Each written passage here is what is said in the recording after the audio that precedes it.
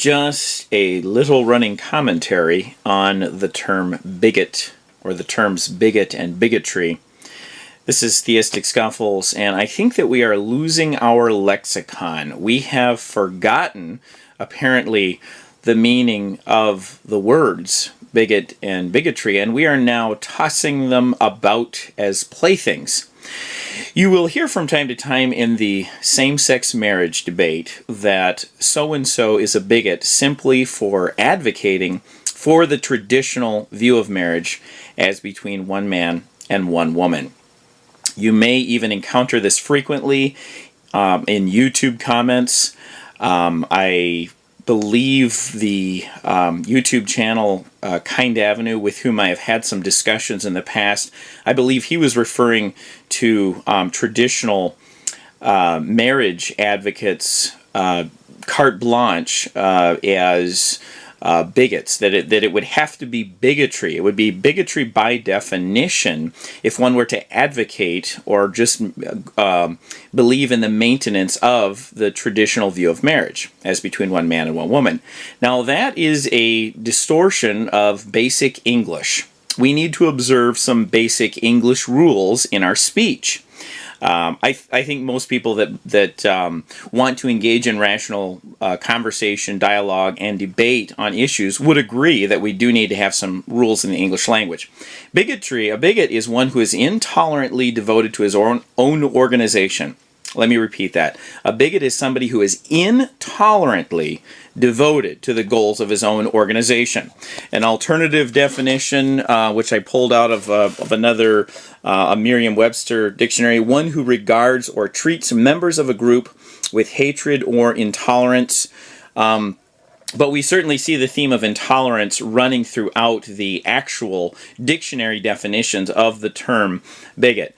That is important. That is really critical for those who are advocating, those who are propounding the theory that it is better, it is a public good for us, for the United States, to legalize same-sex marriage.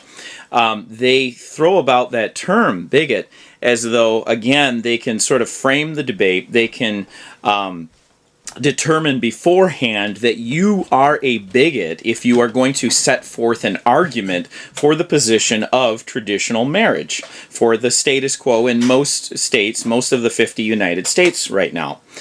That is, again, that is a distortion. Let me use an example. Let me cite a current media situation that I think will clarify. The NBA player who came out as openly gay, and he got they splashed him up on the front page, I believe, of Sports Illustrated. Can't remember his name right now.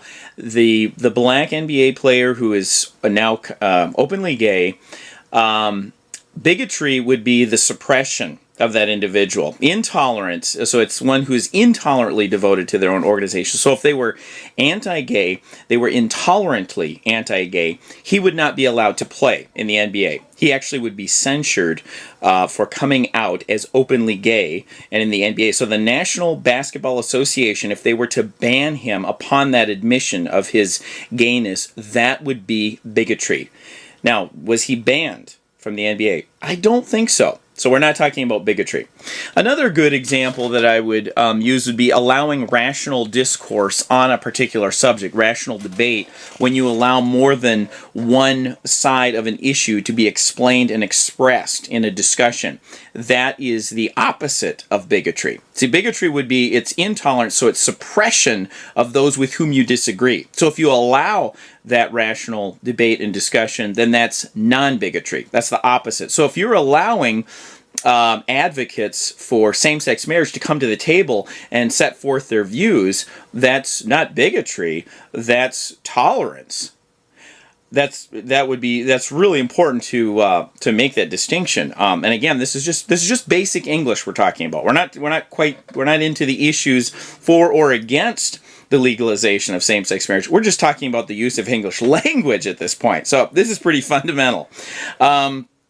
The opposite of bigotry, then, is to allow a discussion to take place. So for those who are not aligned with the status quo, for example, in the majority of the United States where it is not legal, you cannot obtain a legal married status by having two members of the same sex join hands in a public ceremony that we call marriage. So if you are allowing those people in those states to set forth their views in favor of the opposition to the status quo, that's not bigotry. That's the opposite. That is non-bigotry.